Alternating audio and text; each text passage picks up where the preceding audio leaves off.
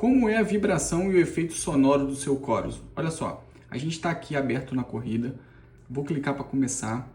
Eu vou começar, ele vai pedir o GPS e a medição do meu pulso, mas não vou pegar isso daqui, tá? Vou ignorar e vou apertar para começar. Olha se você consegue escutar a vibração e também o sinal sonoro.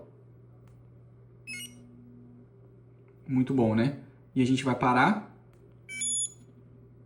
E a gente tem a opção aqui de continuar ou terminar. Eu seguro.